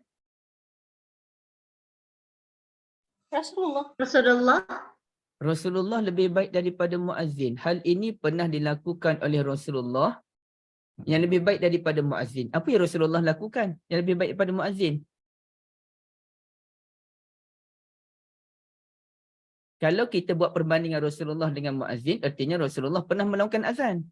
Barulah ada persamaan. Nampak tak? Sepatutnya perbandingan tu dengan Ibn Abbas kalau Rasulullah. Okey, selesai Rasulullah dengan Ibn Abbas. Tapi sekarang ni kita kembali kepada terjemahan asal buku ni. Hal ini pernah dilakukan oleh orang yang lebih baik daripadanya muazzin. Yang lebih baik daripada muazzin. Okey, siapakah yang lebih baik daripada muazzin? Ramai lah kot. Sayyidina Itu tak acil lah jawapan macam tu Kak Dina. So, macam mana jawapan macam mana? Dia mesti ada kaitan dengan konteks kita bincangkan sekarang ni, bab azan ni. Apa, Bilal? Ya, itu maksudnya. Hal ini pernah dilakukan oleh orang lebih baik daripadanya, yakni muazzin Rasulullah sallallahu alaihi wasallam sendiri pernah buat. Berbanding dengan kawan ni sekarang jadi muazzin zaman aku. Muazzin zaman Rasulullah pun pernah buat. Itu maksudnya. Terima kasih banyak Kak Nina. Janganlah tak semua sahabat memang lebih banyak. Tapi dia merujuk kepada muazzin. Yang ini disebutkan, yakni fa'alahu muazzin Rasulullah sallallahu alaihi wasallam wa huwa khairun min hadzal muazzin. Muazzin Rasulullah sallallahu alaihi wasallam sendiri pernah buat, dan muazzin Rasulullah lebih baik daripada muazzin yang ini. Jadi tak perlu heranlah muazzin Rasulullah sendiri pernah sebut as-salatu fir rihal. So benda ni tak ada isu. Okey. Itu maksud dia. Jadi akhirnya ibu-ibu yang dirahmati Allah sekalian, fahamlah kita sedikit pengajaran. Kita muazzin dibenarkan berbicara ketika azan apabila memerlukan. Ya. Dan muazzin dimaafkan sekiranya masa azan tu ada urusan seperti apa dia, kena bercakap ataupun kena buat sesuatu. Contoh tengah azan tadi, tiba-tiba dia kipas panas, kipas tak buka, dia pun bergerak ke depan nak buka kipas, boleh. Ataupun ketika azan tiba-tiba mic bermasalah, dia sendiri betulkan mic, boleh. Ataupun dia minta tolong orang yang betulkan mic. Kalau boleh guna bahasa isyarat, guna bahasa isyarat. Kalau tak boleh, cakap je. Dibolehkan. Ya, dibolehkan. Dan ibu-ibu yang dirahmati Allah sekalian, ini menolak yang orang nak bahas, bolehkah kita sembang masa azan? Bukankah kalau kita sembang masa azan nanti lidah kita berat untuk mengucap di saat akhir kehidupan kita? Bukankah kalau orang berbaring masa azan, maka nanti dia dibangkitkan menjadi badan khinzir? Betulkah demikian? Jawabnya tak betul. Tak ada satu pun hukum haram bagi sesiapa yang berbicara ketika mendengar azan. Yang pentingnya menjawab panggilan azan. Cuma kalau kita bersembang sambil menjawab panggilan azan, kita terlepas satu peluang yang besar, iaitu sesiapa yang menjawab azan dengan penuh perasaan. Dia menjawab dengan penuh perasaan, yakni kefahaman dia dengar betul-betul, dia jawab betul-betul, maka dia dapat kelebihan masuk syurga. Jadi kalau dia sembang, dia jawab. Sembang, dia jawab. Sedangkan sembang itu bukan sembang yang penting pun, maka dia terlepas peluang yang tadi. Itu isu dia, ya. Tapi nak kata lidah dia berat masa mengucap nanti, tak ada. Kerana menjawab azan hanya sunat. Apa kaitan dengan berat nak mengucap masa mati? Dan menjawab panggilan azan tu sunat. Kenapa pula, apa pula kaitan dengan kalau kita berbaring masa azan berkumandang, maka kita pun bangkit dengan menjadi khinzir. Jadi ini kita panggil apa? Kefahaman yang melampau.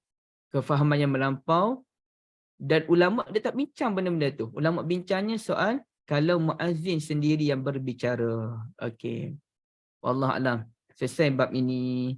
Oh, faham. Ada apa-apa? Maknanya yang selama ni kami duduk dengar tu memang perkara tak betul sebab benda tu sunat. Jadi benda sunat kalau kita tak buat bukanlah berdosa pun. Sampai nak jadi hukum hakam, ada punya apa balasan azab tu teruk sangat. Betul. Okey, Ustaz Dan faham. satu lagi kadang-kadang Kak Liza, ibu-ibu sekalian, kita terkeliru dengan definisi, apalagi definisi itu tidak dijelaskan dengan baik. Okay, sebenarnya saya cari hadisnya. Tapi akak memang tak suka benda tu sunat je. Suami akak selalu kata, alah benda tu kan sunat.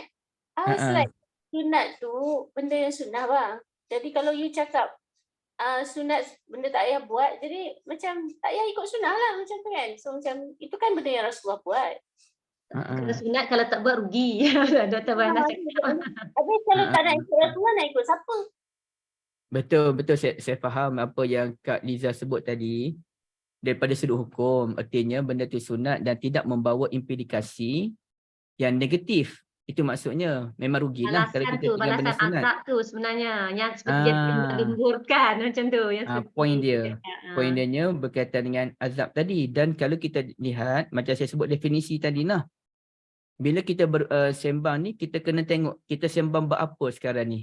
Barulah kita tengok definisi tu sesuai atau tidak sesuai. Macam tadi kan, kita sembang azan, maka perbincangannya tentang muazzin. Okey. Sekarang ni kalau kita sembang tentang hukum, adanya hukum wajib, adanya hukum sunat, adanya hukum harus, makruh dan juga haram kan. Okey. Jadi kalau kita sembang tentang fiqh, maka fiqh akan menjelaskan perkara sunat merupakan perkara yang kalau kita buat, kita dapat pahala, kalau kita tinggal, kita tidak berdosa. Itu definisi fiqh. Dan definisi fiqh tak akan kata siapa yang buat dapat pahala, siapa yang tinggal rugi, tak dapat rugi sebab tak ikut sunnah. Fiqh tak kata macam tu. Okey. Yang kata macam tu adalah perbincangan kalangan pengamal sunnah ataupun kita nak beramal ataupun akhlak. Daripada sudut akhlak, kalau kita tinggal perkara yang sunat, kita mengalami kerugian. Tapi bila kita bincang fiqh menjelaskan siapa yang tinggal benda sunat, maka kita tidak berdosa. Tidak berdosa jika meninggalkan perkara sunat. Jadi definisi apa yang kita nak bincangkan sekarang? Sama juga, saya dulu keliru tentang definisi apa beza antara Nabi dengan Rasul. Okay, orang kata Nabi ni tidak wajib menyampaikan wahyu. Rasul wajib menyampaikan wahyu. Dan hal ini ada diulas oleh Ustaz Zahiruddin kan. Okay, dan sebenarnya banyak definisi kalangan ulama ahli sunnah wal jamaah dengan Syiah tentang perbezaan antara Nabi dengan Rasul. Baik. Jadi ibu-ibu yang dirahmati Allah sekalian, kalau kita lihat definisi sebagian ulama seperti Ibn Taimiyah, beliau tak setuju. Kenapa kita mendefinisikan Rasul wajib menyampaikan wahyu, Nabi tidak wajib menyampaikan wahyu? Kalau Nabi tidak wajib menyampaikan wahyu, sama dengan kita je lah. Buat apa jadi Nabi kalau tak wajib menyampaikan wahyu? Buat apa jadi Nabi kalau tidak berdakwah? Kalau tidak wajib berdakwah. Okey. Jadi mereka pun buat definisi yang lain, iaitu para Rasul membawa syariat yang baru. Dia mungkin syariat lama ada yang dikekalkan, tapi banyak juga syariat yang baru. Dan mereka diutuskan kepada kaum yang memang tidak mengenal Allah Azza wa Jalla, menyembah berhala misalnya. Para Nabi pula, mereka meneruskan syariat Nabi-Nabi dahulu dan mereka pun diutuskan mungkin kepada umat yang menyembah Tuhan sebahagian besarnya, cuma mereka melakukan maksiat yang besar. Okey. Tetapi macam mana pula majoriti ulama boleh mendefinisikan para Rasul wajib menyampaikan wahyu, para Nabi tidak wajib menyampaikan wahyu? Kenapa? Majoriti tu, itu majoriti yang definisi demikian. Jadi pada akhirnya barulah saya faham sebenarnya apa yang dimaksudkan oleh majoriti ulama wajib dan tidak wajib menyampaikan wahyu. Iaitu kalau Rasul alaihissalam wajib menyampaikan wahyu, tidak boleh bertangguh dan apa saja risiko yang bakal diambil wajib disampaikan. Maka Nabi SAW apabila ditegur oleh Allah Azza wa Jalla, abasa wa tawalla an ja'ahul a'ma, terus Nabi sampaikan, Nabi tak sembunyi. Apabila Allah Azza wa Jalla turunkan ayat menyatakan apa yang tersembunyi dalam lubuk hati Nabi SAW terhadap Zainab binti Jahash radhiyallahu anha, terus Nabi ceritakan, Nabi takkan sembunyikan walaupun ia melibatkan perasaan peribadi Rasulullah SAW. Apabila Allah Azza wa Jalla turunkan ayat cerita tentang rumah tangga Nabi Muhammad dalam surah At-Tahrim dan agak keras dia punya teguran Allah terhadap kedua-dua isteri Nabi, terutamanya Ummuna Aisyah dan Ummuna Hafsah radhiyallahu anhuma, terus Nabi sampaikan, Nabi tak ada dah masa nak jaga hati isteri Nabi kerana ini wahyu. Apabila orang tawarkan kepada Nabi sallallahu alaihi wasallam, kalau kamu nak harta kami boleh kumpulkan kamu harta, jama'na malan, kalau kamu nak jadi pemerintah sawadnaka, kalau kamu nak jadi raja malaknaka, kami akan lantik kamu jadi raja, kalau kamu nak doktor terbaik untuk ubat penyakit kamu, kami boleh sediakan doktor yang terbaik. Padahal boleh je kalau Nabi kata, baiklah aku terima dululah. Nanti bila dah ekonomi Mekah naik di bawah kepimpinan Muhammad, kepimpinan Nabi Muhammad sallallahu alaihi wasallam, kemudiannya pengikut pun bertambah, orang pun yakin Nabi Muhammad, masa tu baru isytihar tentang agama Islam. Okey juga kalau macam tu. Tapi tak boleh. Kerana Nabi terikat dengan konsep wajib menyampaikan wahyu. Bila wahyu turun, Nabi tak boleh sembunyi. Tangguh dulu lah 5 tahun lagi baru nak cerita. Setahun lagi baru nak cerita. Tak boleh. Wajib. Berbeza dengan para Nabi alaihissalam, yang mana mereka tidak wajib menyampaikan wahyu, yakni mereka memang menyampaikan wahyu, tapi mereka boleh kalau mereka nak tangguhkan kalau tidak sesuai, kerana mereka boleh berpegang dengan konsep khatibun nas ala qadri uqulihim, kita sembang dengan orang sesuai dengan kemampuan orang pada masa tersebut. Sekarang ni tak sesuai lagi nak sembang benda yang tinggi-tinggi ni. Nak cerita pasal turun dari langit, takut mereka tolak ni. Nak cerita baru balik dari Masjidil Aqsa, takut mereka tolak. Kita tangguh dulu sampai satu masa sesuai baru disampaikan. Para Nabi boleh kalau mereka pertimbangkan demikian, melihat kepada kesesuaian. Tapi para Rasul alaihissalam tak boleh. Jadi definisi itu memang perlu difahami dengan tepat. Apa maksud sebenarnya? Baru kita boleh buat perkiraan dengan baik. Ini saya pening ni. Banyak kali orang tanya soalan bila video viral di TikTok tu yang pasal gabungan niat. Aduh, saya pun geram juga. Kenapa duk kempen benda-benda macam ni? Benda ni benda yang mengelirukan. Saya boleh bagi jawapan. Dan sekali bila orang tanya banyak sangat saya ni, saya pun dah jadi bingung. Apa jawapan aku nak bagi ni? Orang dalam keliru. Saya kata ginilah, asasnya boleh tapi tak buat lagi lah. Kena syarah panjang lagi. Asasnya boleh tapi syarahannya panjang lagi. Kerana kita nak faham falsafah solat tu apa dia. Bila kita faham falsafah solat tu, barulah kita boleh beribadat ala ilmin, bukannya ala jahlin. Jadi itu yang, jadi paling baik tak payahlah buat video yang mengelirukan jika payah nak diterangkan. Kalau dia buat video yang clickbait, yang sedikit mengelirukan, tapi kemudian dia terangkan dengan baik, okey, tak ada masalah. Itu usaha untuk menjentik perasaan orang supaya menuntut ilmu. Tapi kalau penerangan tu suka dibuat, menyebabkan masyarakat pun keliru, rasanya lebih baik tak payahlah cerita benda-benda demikian. Pening. Sangat memeningkan. Baik. Okey, minta maaf ya. Lari ke definisi jauh pula. Tapi nak masuk tajuk baru ni macam mana ya? Boleh insyaAllah. 10 minit. 10 minit ya. Panjang. Ustaz, sorry. Kak. Ustaz, tadi Ustaz kata menjawab azan tu kan. Azan tu azan yang nyata kan. Kalau macam azan macam handphone kita ke apa semua tu pun sesuai ke Ustaz? Okey, terima kasih banyak Kak. Kita pun ada dua benda lah yang kita kena jelaskan. Satunya, kalau azan telefon tu dia bukannya secara nyata lah kan. Akak guna kata nyata tadi. Maka dia punya tuntutan untuk menjawab azan daripada radio dan sebagainya itu tak sama dengan tuntutan kita mendengar azan secara nyata tadi. Memang orang betulnya azan. Yang radio pun orang betul, cuma dia berbentuk rakaman. Okay. Tetapi yang kedua, apabila azan televisyen, azan radio tu memang berkumandang, memang pada waktu azan. Dan kita tidak mendengar azan di tempat yang lain. Masa tu kita naik kereta, memang masuk dah waktu asar, dan kita mendengar azan di radio, maka insya-Allah kita boleh menjawab panggilan azan tersebut untuk mendapat pahala. Dan kita serahkan pada Allah Azza wa Jalla. Yang penting azan tu memang bertepatan masuk pada waktu tu. Kalau dia setengah jam kemudian baru azan, itu tak adalah. Tak ada isu dah lah. Tapi kalau azan radio tu pada masa tu, insya-Allah boleh. Ia berbeza dengan azan orang. Kalau azan orang tu walaupun lewat. Contohnya azan isyak pukul 9 malam. Itu kita tetap disunnahkan untuk menjawab panggilan azan tersebut. Wallahualam. Gitu dah. Salam Ustaz. Waalaikumsalam. Bagaimana dengan azan yang tak jelas? Kita tengah mengaji berjemaah, kita dengar orang azan tapi dia punya bacaan tu tak jelas. Kita jawab agak-agak aja. Tapi kita masih mendengar yang mengaji ni tadi.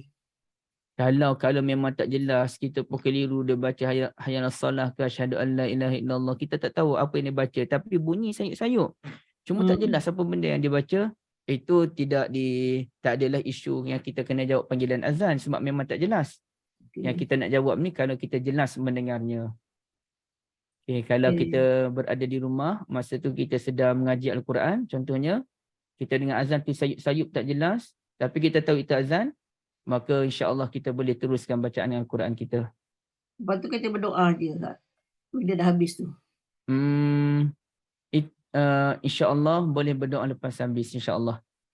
Dia panggil konsep ma la yudraku kulluh la yutraku kulluh. Mana-mana yang kita tak mampu buat semua, tak payahlah kita tinggal semua, dapat buat sikit pun jadilah. Nak jawab panggilan azan kita tak jelaslah. Jadi kalau kita dah dengar azan tu dah habis, kita selawat, kita baca dah doa. Wallahualam. Itu ni Ibu ya. Terima kasih. Sama.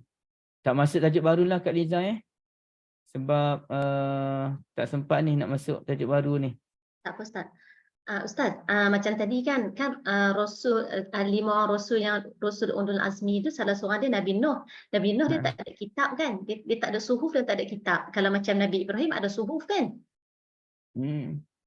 Tadi definisi salah satu definisi beza Nabi dan Rasul tu kena sampaikan wahyu tu dengan segera. Maknanya Nabi Nuh walaupun tak ada suhuf tapi dapat wahyu dan dia segera sampaikan. Macam itulah Ustaz, salah satu dia punya definisi dia.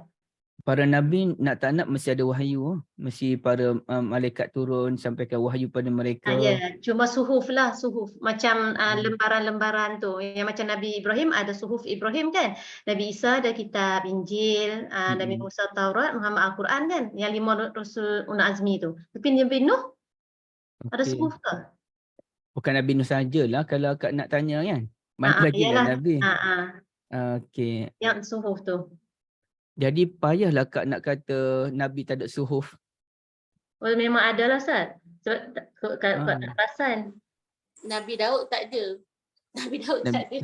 Nabi Daud ada. Bukan Nabi Ulul Azmi. Dia ada Taurat. Ada kitab.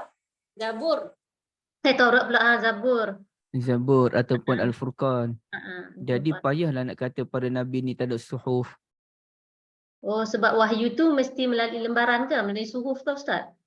Tak semestinya. Cuma kalau kita kata Nabi lain tak ada, apa dalil yang menyatakan tidak ada tu kan? Sebab Al-Quran hanya menyatakan suhufi Ibrahim wa Musa. Suhuf Ibrahim dan Musa. Tapi Al-Quran tidak menafikan pada Nabi yang lain ada suhuf. Jadi itulah payah nak kata sebab kalau tak ada penafian. Macam itulah. Tidak ada penafian. Jadi cuma sekarang ni ada tak dalil yang menyatakan para Nabi ada suhuf? Okey, yang itu Allah Alam. Saya cuba cari ada tak ada.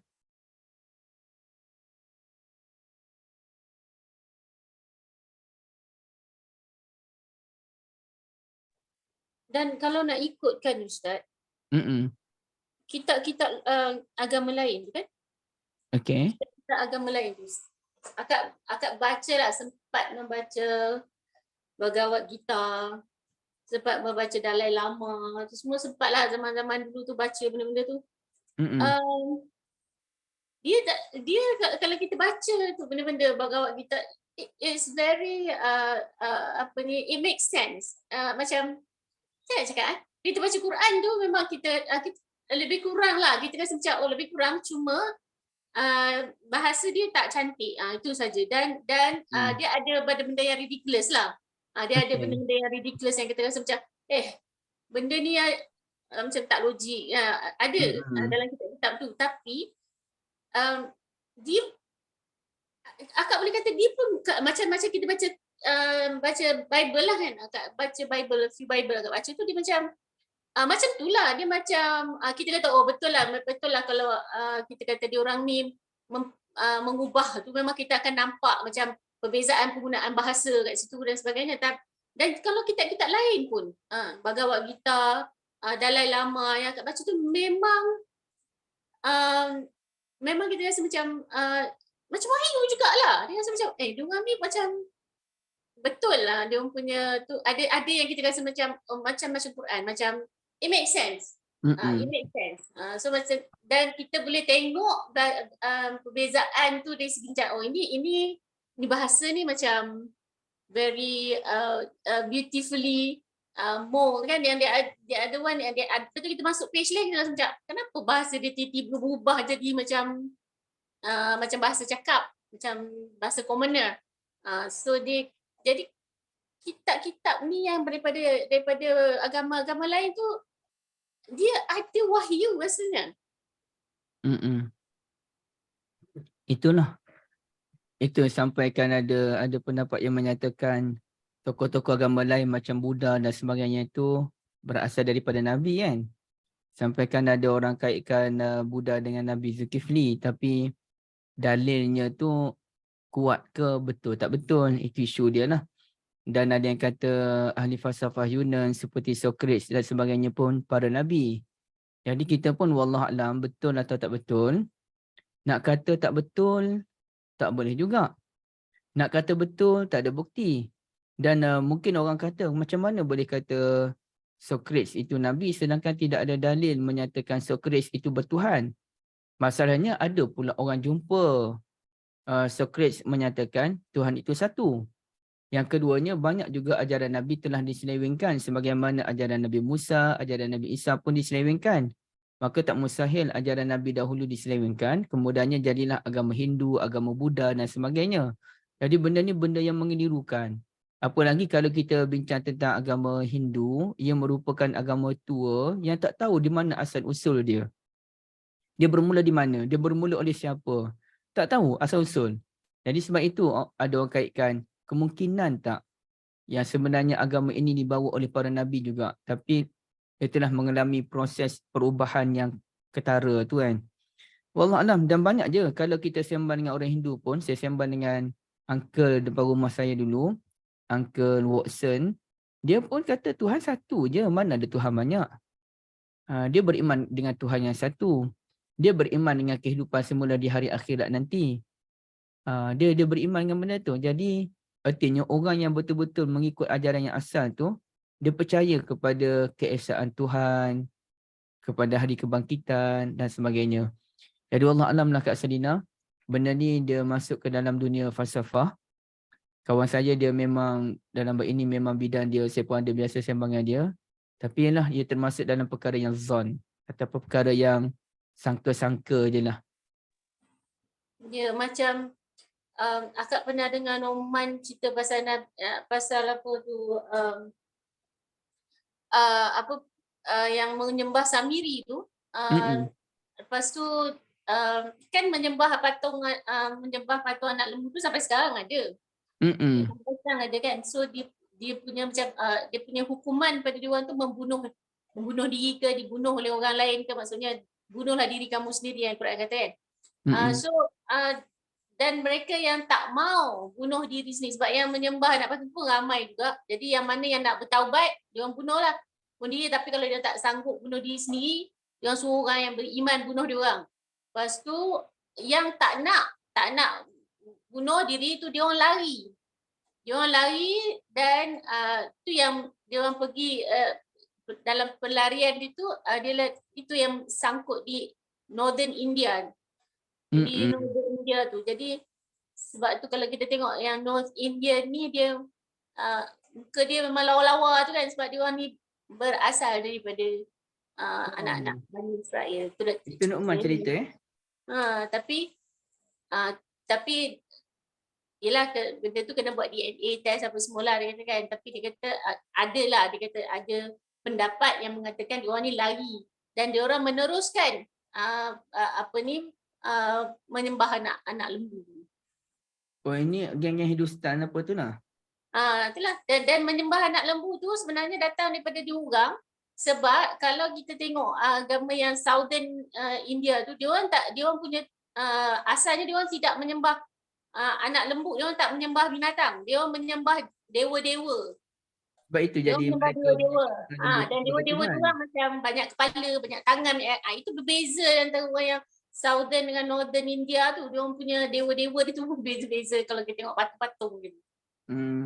Sebab tu mereka anggap lembu tu sebagai Tuhan Itu yang Northern. Lepas tu sekarang ni diorang pun dah mix habis semua dah kan. Jadi macam tak kira siapa lah menyembah anak lembu tu.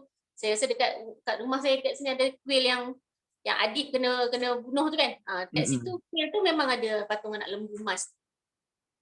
Okey, barakallahu fikum Kak Dina. Ini satu maklumat yang menarik yang boleh dikaji lagi insya-Allah ya. Terima kasih banyak Kak Dina. Masa pun dah nak ni dah. Tapi kalau yang kata orang Melayu ni keturunan keturah apa benda tu ibu-ibu sekalian, rasanya Ustaz Zahruddin dah balon cukup dah tu. Tak payahlah nak percaya, letih dah kita. Bangsa yang lemah dia akan menggunakan apa saja fakta yang lemah untuk mengangkat martabat dia. Kita bukan macam tu ya. Laisal fata man yakul hadza akhi wa hadza abi wa hadza jaddi wa hadza ukhti wa hadza sekian. Bukanlah seorang anak muda yang kata inilah ayah saya, inilah mak saya, keturunan saya keturah Nabi Ibrahim. Dulu Zulkarnain pernah melintasi Kedah dan sebagainya, bukan. Walakinnal fata man yakul ha anaza. Namun fata, lelaki yang sebenar, dia menyatakan ini saya. Jadi sepanjangnya begitu. Sebab itulah pada akhirnya lebih wajar, lebih baik kita buat kajian tentang Al-Quran dan hadis Nabi SAW dalam membangun ummah ini.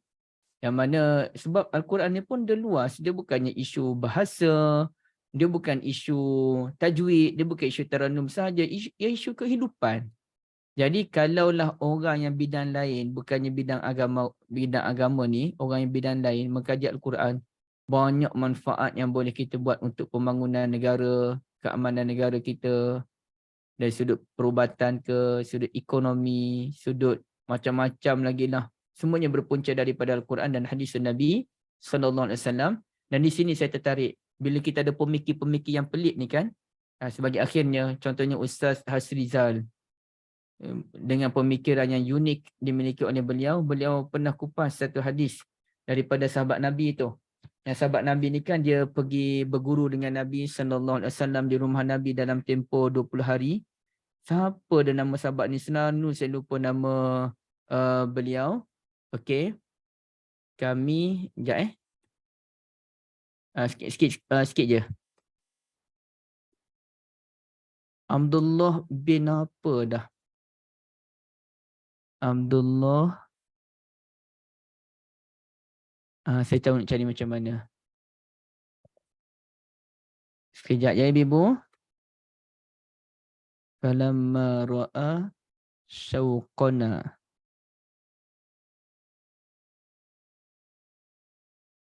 Ila. Ni yang jumpa dia ni. Okey, siapa sahabat Nabi ni? Malik bin Huwairis. Malik bin Huwairis ni dengan beberapa orang sahabat ni. Okey, saya tunjukkan pada ibu ni hujung kita punya perbincangan. Saya nak tunjuk bagaimana cara orang berfikir ni berbeza-beza dan unik. Okey. Malik bin Huwairis radhiyallahu an, dalam hadis Bukhari beliau sebut, saya pergilah jumpa dengan Nabi SAW dengan beberapa orang kalangan kami. Fa'aqamna 'indahu 20 lailah. Kami duduk dengan Nabi ni 20 hari kena asuh dengan Nabi. Tak tahulah duduk di mana, di masjid ke di mana. Ni khuruj lah ni, keluar 40 hari, 20 hari. Sekarang ni geng-geng tabligh sibuk keluar ni. Sebab 22 hari bulan nanti istimak di Masjid Seri Petaling. Wa kana rahiman rafiqa. Nabi ni sangat pengasih, sangat lembut. Falamma ra'a syauqana ila ahalina. Bila Nabi tengok kami ni rindu dah dengan keluarga kami, Nabi pun kata, irji'u, baliklah, fakunu fihim, gilah balik duduk dengan keluarga. Tapi dengan syarat, wa'allimuhum, ajar mereka, wasallu, salat, fa idza hadaratis salah falyu'azzil lakum ahadukum. Bila masuk waktu solat maka kena azan. Seorang kena azan wal ya ummakum akbarukum, dan yang paling tua jadi tu imam. Kalau kita bincang daripada sudut hadis, ulama hadis akan bincanglah kata, oh hadis ini menunjukkan apabila masuk waktu solat kita kena azan. Dan hadis ini juga menunjukkan bahawasanya orang yang lebih tua lebih layak menjadi imam. Okey. Hadis ini menunjukkan Nabi Muhammad SAW merupakan seorang yang lembut dalam mengajar. Itu biasanya ulama hadis. Ulama fiqh dah akan bincang tentang kena azan, kemudiannya kena jadi tu imam. Tapi Ustaz Asriza dah buat satu persepsi yang menarik sebagai dunia guru ataupun pendidikan. Dia kata hadis ini menjadi dalil kita kena bagi assignment kepada pelajar. Bagi tugasan. Dan tugasan itu tugasan yang praktikal. Nanti balik rumah, nanti balik kampung. Ni, ingat. Masuk waktu azan, kena salat. Masuk waktu salat, kena azan. Dan nanti orang paling tua jadi tu imam. Tu dia punya assignment. Assignment juga adalah wa'allimuhum, kena ajar keluarga. Yang kita dah belajar ni kena ajar. Praktikal. Bukannya dah buat kerja-kerja yang tidak praktikal. Ibaratnya ada sekolah yang mana sudah ke arah praktikal ni, balik rumah, kerja rumah adalah kena tolong mak ayah basuh pinggan mangkuk di dapur. Kena berkenalan paling kurang dengan 3 orang jiran tetangga. Paling kurang 3 orang. Tanya nama, umur berapa, sekolah kat mana. Paling kurang kena ada. Ataupun balik ke rumah nanti, kena belajar memasak. Dalam sebulan ni, cikgu nak tahu apa dia masakan yang, lauk apa yang boleh dimasak. Contohlah, Ustaz Sriza dia pergi ke arah dunia pendidikan bila dia bahas hadis. Saya dengar, ya Allah, menarik betul dia punya ulasan, Masya Allah. Artinya, kalaulah Al-Quran dan hadis ini difahami oleh pelbagai orang, bukannya asatizah sahaja, luas sebenarnya. Malangnya sekarang ni dia lebih ke arah ustaz-ustaz. Saya lah, yang pemikiran pun tak berapa nak tinggi, tak luas cakupan. Tapi kalau orang lain ni, insya-Allah dia lagi luas cakupan dan lebih bermanfaat untuk masyarakat dan ummah, insya-Allah. Jadi saya berhenti di sini. Alhamdulillah Ustaz, banyak ilmu kita dapat begini. Tak sempat nak mengantuk ke apa sebab banyak soalan. Sebab Ustaz trik kami soalan banyak. Alhamdulillah, jazakumullah khairan semua. Kita akhiri dengan tasbih kafarah. Subhanallah, bihamdika, asyhadu an la ilaha illa anta, astaghfiruka wa atubu ilaik. Sallallahu ala nabiyyina Muhammad wa ala alihi wa sahbihi ajma'in. Walhamdulillahi rabbil alamin. Wassalamualaikum warahmatullahi wabarakatuh. Terima kasih Ustaz, terima kasih semua. Terima kasih Ustaz, terima kasih semua. Assalamualaikum. Terima kasih semua. Yang Kak Azhar bagi tahu tadi tu Dr. Mazhar dan Dr. Rora ada bahasan kauturah ni. Tapi ada perbincangan mengatakan mungkin melalui hadis dan Al-Quran tak tepat keadaan kauturah ni, tetapi mereka ambil pendapat tu melalui DNA yang juga dipakai untuk mengesahkan yang kauturah ni adalah turunan Bani Melayu. InsyaAllah. Terima kasih semua. Liza kat Syeda Afkan ya. Terima kasih semua. Jumpa lagi insyaAllah. Jumpa lagi pagi insyaAllah. Assalamualaikum warahmatullahi wabarakatuh. Terima kasih semua.